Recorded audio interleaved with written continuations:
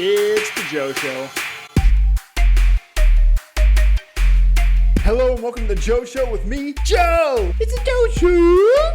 This is the show where I read an article a day to keep my stupid away. Let's jump into today's article. It's entitled, "This 3-minute exercise will change the way you solve problems." I think we all have solving problems sometimes. If they feel too big, too weird, or too uncomfortable, and we end up not solving them.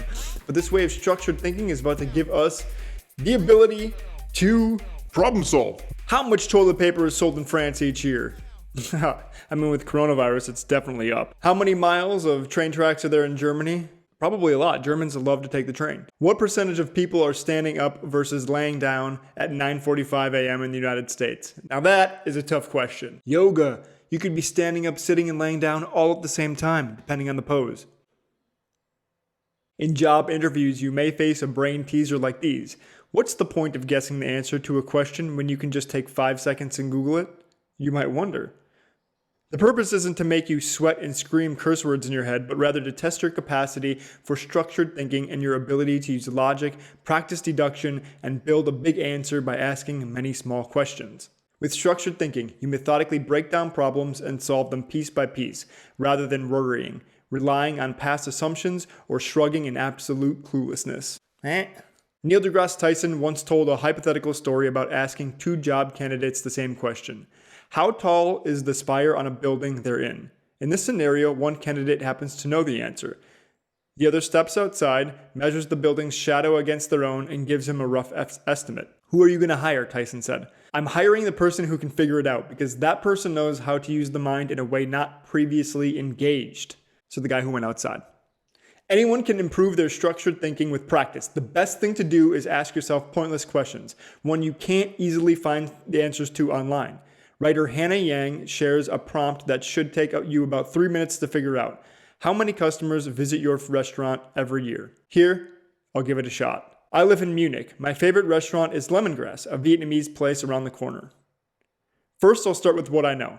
I know that 1.5 million people live in Munich. I'll assume 2/3 live in the city center. That's 1 million. Is this accurate? Doesn't matter.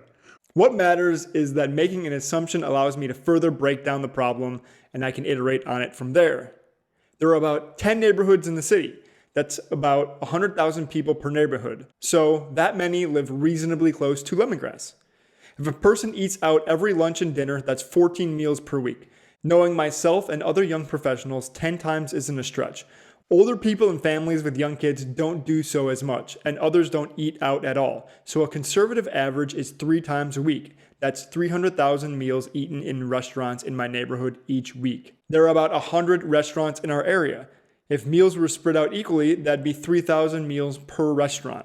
Now it's time for some vetting. Can Lemongrass serve 3,000 people per week?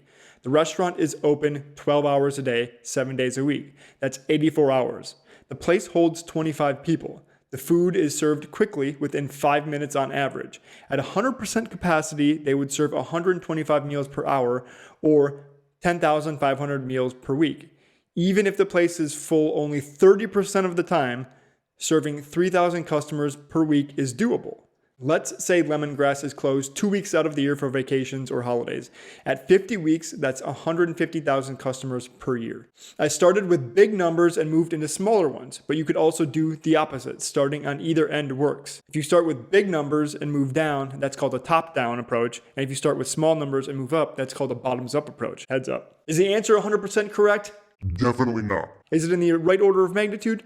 Probably. Based on only your limited experience, you can learn from extrapolation. For Lemongrass, we can now find potential problems and perhaps even a solution to those problems. With structured thinking, you can become an innovative problem solver, which you can benefit from throughout your life. After all, as Tyson put it, when you know how to think, it empowers you far beyond those who know only what to think. So next time you encounter a problem like, how much toilet paper is sold in France each year? You have a structured way of thinking about it. You start at the top with a big number. How many people live in France? Break it down into population centers. Break it down into stores. How much toilet paper can those stores have? How much toilet paper can they sell per week? How much toilet paper will people need to buy for them to sell that many per week? So how often are people using toilet paper? And then you go down until you get the small number. And that Is it.